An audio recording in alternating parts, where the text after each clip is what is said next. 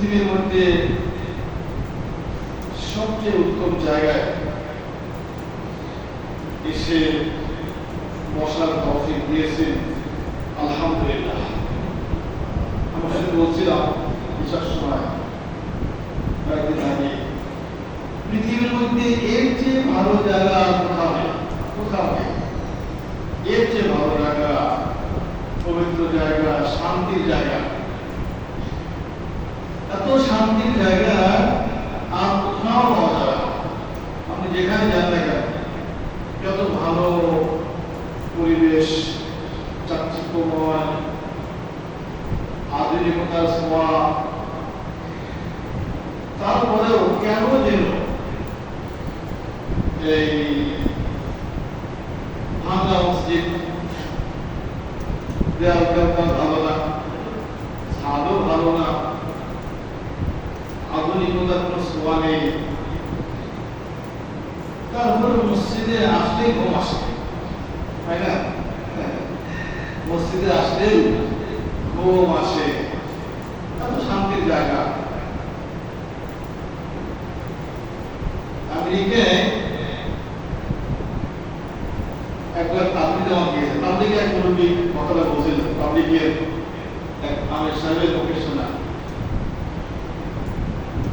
তো এরকম মসজিদে, ছোট মসজিদ, আমেরিকায় তো এরকম হওয়ার কথা না, তার মসজিদের বাইরে তাবলা টাঙিয়ে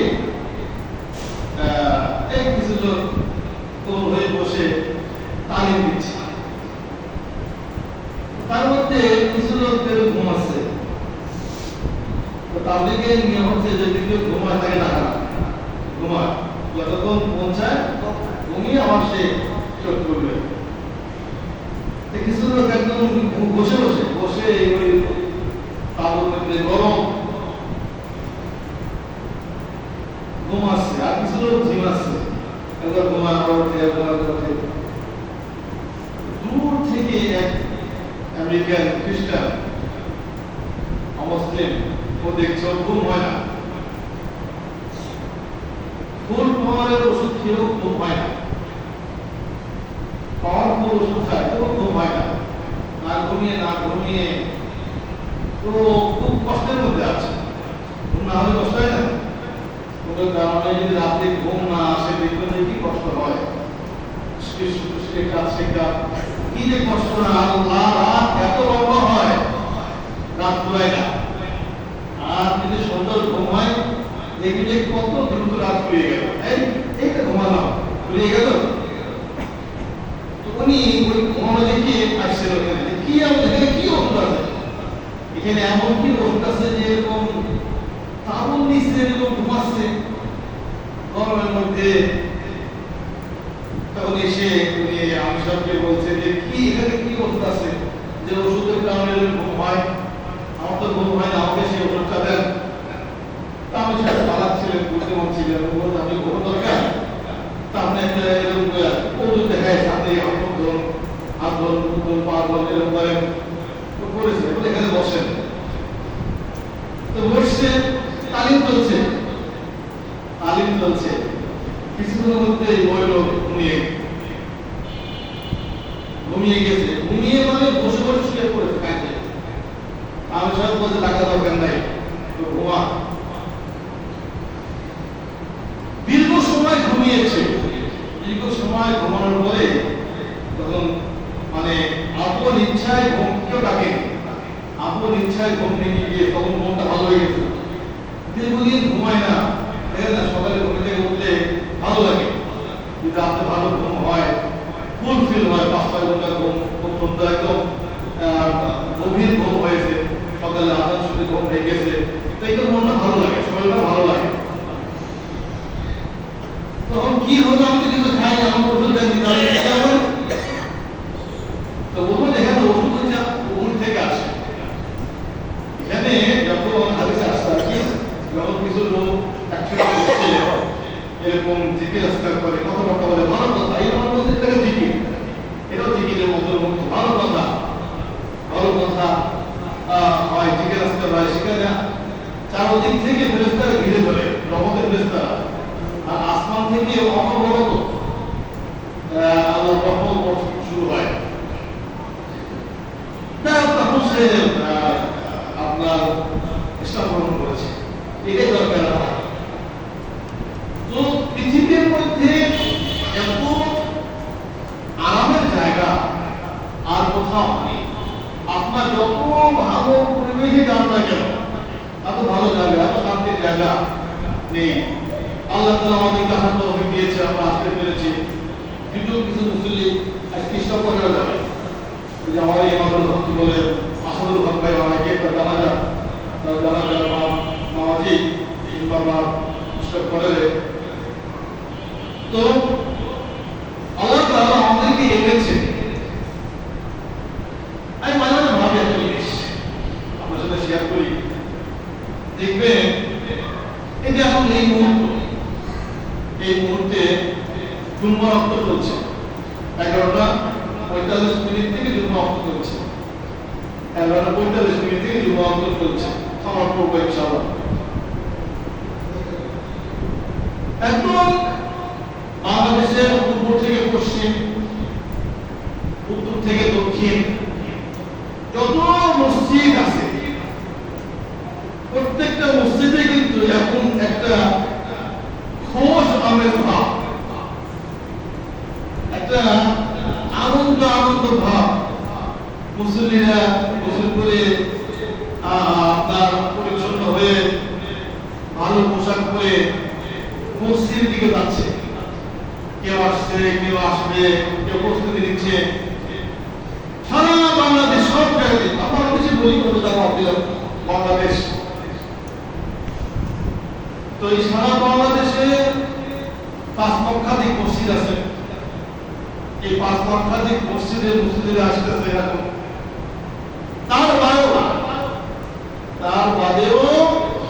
তারপরেও কিছু হতভাগা আছে, মসজিদ ওরা কপাল, ওরা আসবে না, চিন্তা নেই।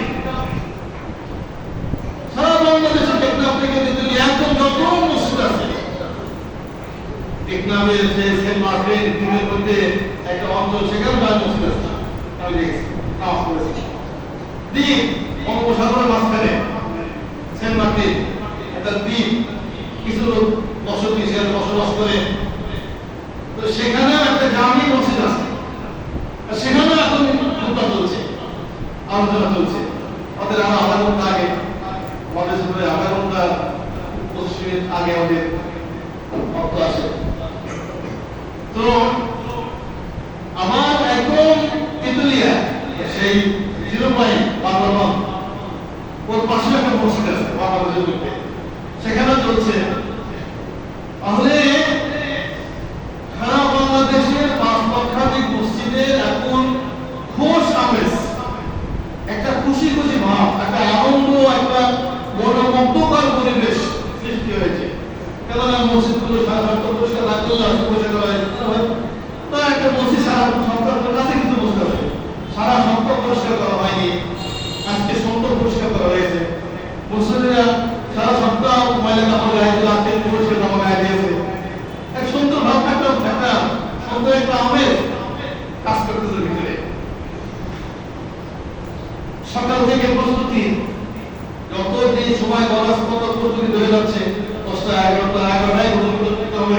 এই আলহামদুলিল্লাহ এখনই এত সুন্দর পরিবেশের মধ্যেও কিছু বদমাসের পোড়া কপাল, ওদের চিন্তা নেই, ওরা বাইরে থাকে, আসার চিন্তাও নেই, আসবেও না, আফসোসও নেই।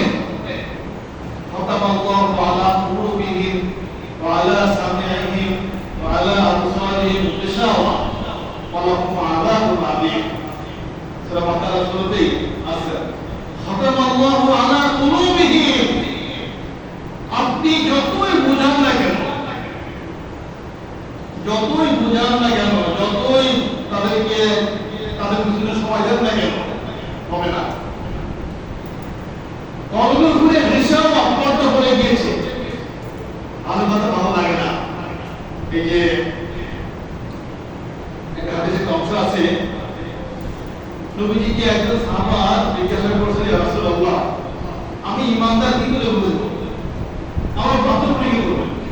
যদি ইমানদার হয়ে গেল, আপনি ইমানদার কি করে পাবেন? ইমানদার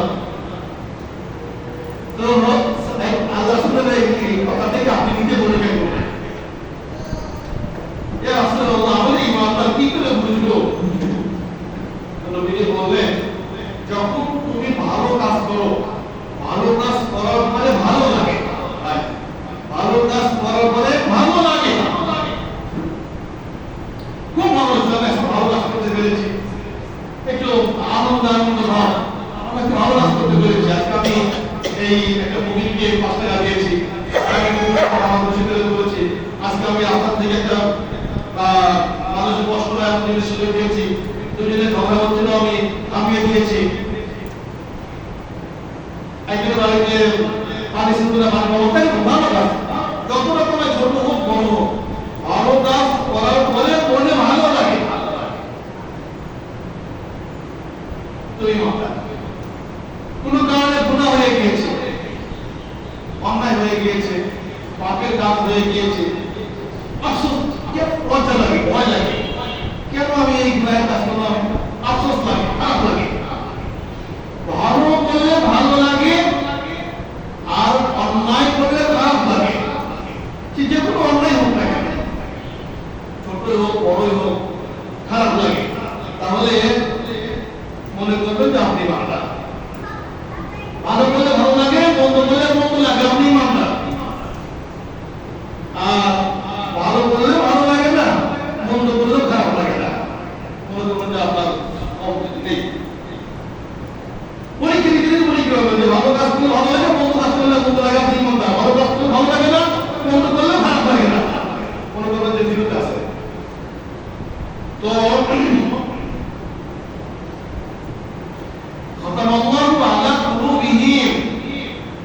ওদের অন্তরের মধ্যে আল্লাহ তাআলা খতম সিল মেরে দিয়েছে। ওয়ালা সামিইহিম, ভালো কথা ভালো লাগে না, ভালো কথা বলবেন ভালো লাগে না। দেখবেন যে কিছু মানুষই যদি আপনি ভালো কথা বলবেন, আরে বাচ্চা তো ভাই কোনো কথা বলে বলে না ভাই, এরকম আছে, আরে ভালো কথা বলতেছেন, এই ভালো কাজগুলো করেন, এটা করেন, এটা অন্যায়, এটা ন্যায়, এটা ঠিক না, এটা বেঠিক, আসেন না আমরা একটু আল্লাহর কাছে সময় দিয়ে আসেন না, একটু ভালো কাজ করি, এই নামাজ করে জামাই না দেই, জামাতে নামাজ পড়ি, একটু পারলে নামাজ পড়েন, তাহাজ্জুদ করেন, এই তো কয়েকদিন পরে মৃত্যু হয়ে যাবে, আমাদের সময় ফিরে যাচ্ছে। এরকম আমরা মানুষের প্রত্যেক মানুষ জীবনী, প্রত্যেক জীবন পড়ে যাবে, কারণ কেউ থাকবো না। এটা ভালো কথা বলবেন, কি বলেন ভাই, ভালো কথা বলবেন না, কথা বলেন আসলে ওই কথা বলে ভালো লাগে, ভালো কথা ভালো লাগছে ওর কানে। আপনি দুনিয়ার অসভ্যতা করবেন, অশ্লীলতা করবেন, অন্যের বদমানি করবেন, অন্যের নিন্দা প্রশংসা করবেন, আরো সাথে যোগ দিবে, আরো রস দিবে, আরো রস দিয়ে আপনাকে আরো বানিয়ে দিবে। ভালো ভালো লাগছে না, সামিইহিম ওয়ালা সামউনিকাম ওয়ালা আবসারিহিম, চোখ ভাই দেখবেন যে কিছু গুরুবন্ধ সংখ্যা করে সন্ধ্যা হয়ে গেছে, রাত হয়ে গেছে, সকালের ব্যাপার, সাধারণত ব্যাপারটা সকালে আসে, একবার দেখলে কিন্তু ভালো লাগে না, একটা ব্যাপার একদিন নজর উল্টালে আমার ভালো লাগে না, ভালো লাগে ভাই, ভালো লাগে ওটা কি দেখবো ওটা, তারপর দেখবেন যে গুরুবন্ধ রাত হয়ে গেছে, চোখের মধ্যে ঢুকে দিয়েছে ব্যাপার, একটু ভালো করে দিবেন ভাই, হাদিসটা বলেন তো ভাই, একটু ভাই করে আয়াতটা বলেন একটু, ভালো লাগে না, সবাই একটু বলেন। ওয়ালা আবসারিহিম, আবসার মানে এই চোখ, ফাতাল্লাহু আলা কুলুবিহিম, অন্তর, ওয়ালা সামিইহিম কান, ওয়ালা আবসারিহিম চোখ, গিশাওয়া, আল্লাহ পর্দা ফেলে দিয়েছেন।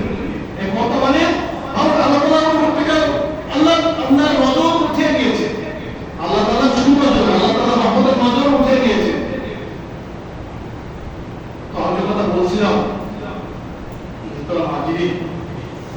আমাদের মুসলিমদের জন্য সপ্তাহে একটা দিন আসে ইয়াউমুল জুমআহ। এই ইয়াউমুল জুমআহ আমি গত ইশারায় তেলাওয়াত করেছি, আজকে হযরত করেছে ইদা নুদিয়া লিসসালাতি মিন ইয়াউমিল জুমআতি। খেয়াল করে দেখবেন আমি ইসলামী জুমার ইশা আর জুমার ফজরে তেলাওয়াত করি, ভালো লাগে। তো ইয়াউমুল জুমআ এটা আল্লাহ তাআলা আমাদেরকে মেহরবানি করে দিয়েছে, আগে ছিল না। আগের যুগের লোকদের মধ্যে এরকম ছিল না, এরকম দুইটা খুতবা পুরো আওয়াজ এরকম ছিল না। আল্লাহ তাআলা মেহরবানি বড় দয়া করে ভালোবেসে এই সাপ্তাহিক এই খুশির দিন, খুশি খুশি লাগে না?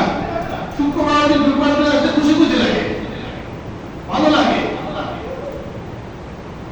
কিন্তু এরপরেও কিছু মানুষ বঞ্চিত, মাহরুম, উদাসীন, কাফের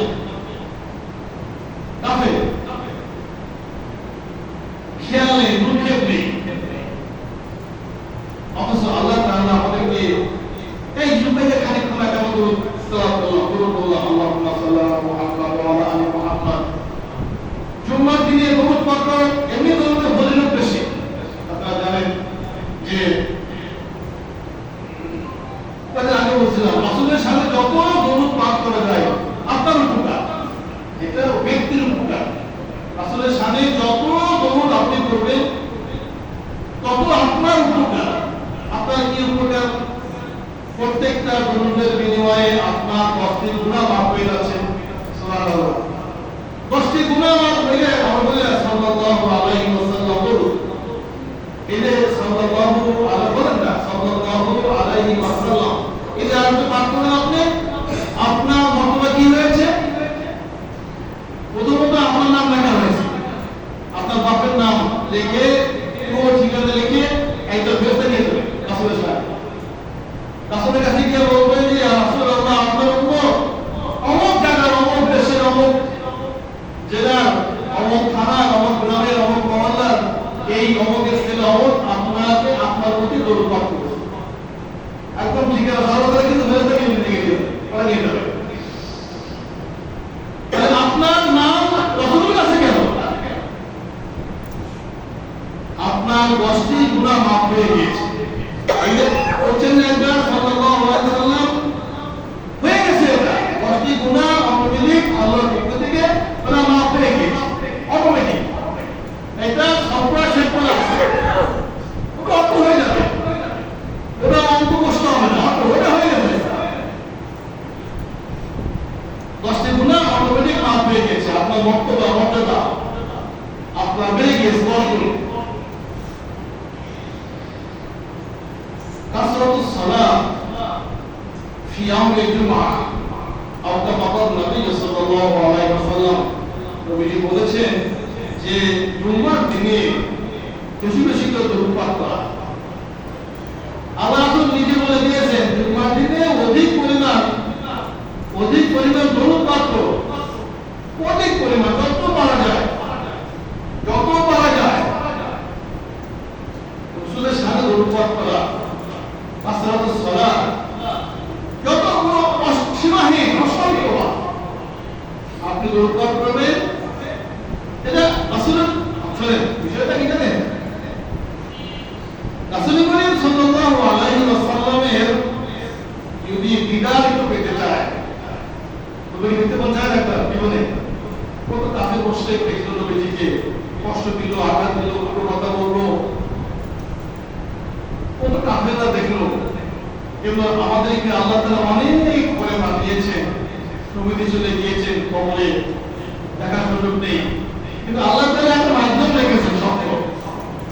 আল্লাহ তাআলা আমরা স্বপ্নে কত কিছু দেখি না, স্বপ্নে কত কিছু, কত ভালো করে মঙ্গল আমি বলি, স্বপ্নে আপনি কত ভালো কাজ করতেছেন, আমার স্বপ্নে আপনি কত ভালোভাবে কাজ করতেছেন, কত কিছু হয়ে যায় স্বপ্নের মধ্যে। তো আল্লাহ তাআলা এই স্বপ্নটা রেখে দিয়েছেন, যদি আপনি রাসূলের সামনে অধিক পরিমাণ দরুদ পাঠ করেন, চলতে ফিরতে, উঠতে বসতে, জুমার দিনে রাতে শোয়ার সময়, সমস্ত কাজকর্ম শেষ, আপনি দরুদ পাঠ করেন। রাসূলের সামনে দরুদ পাঠ করতে করতে ঘুমান, মনে মনে কল্পনা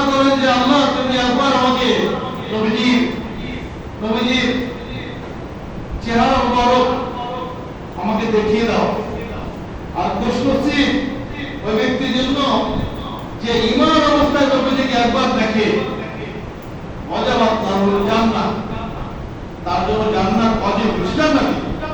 ঈমান অবস্থায় যদি কেউ নবীজিকে একবার দেখতে পারে ওয়াজাবাত লাহুল জান্নাহ, জান্নাত তার জন্য ওয়াজিব। ওয়া হুররিমাত আলাইহিন নার, জাহান্নামের আগুন হারাম হয়ে যাবে। সুবহানাল্লাহ। তো বলে তো চায় না, আক্ষেপ রাখতে হবে যে আমি আল্লাহ আমাদের জীবনে একবার হলেও আমার নবীজিকে তুমি দেখাও, দাও একবার দিদার দিয়ে দাও। এই যে আক্ষেপ তামান্না, আর এটা পাওয়ার সর্বোচ্চ মাধ্যম হচ্ছে অধিক পরিমাণ রাসূলের সাথে দরুদ পাঠ করা। অধিক পরিমাণ আজে বাজে কাজে, আজে বাজে গল্প গুজবে, আজে বাজে মানে কাজের সময় নষ্ট করি, কিন্তু পাঠ করি। রাত্রে শোয়ার সময় কোনো কাজ নেই, তসবিহ দেন আমাদের কাছে, তসবিহ নিয়ে পড়েন না,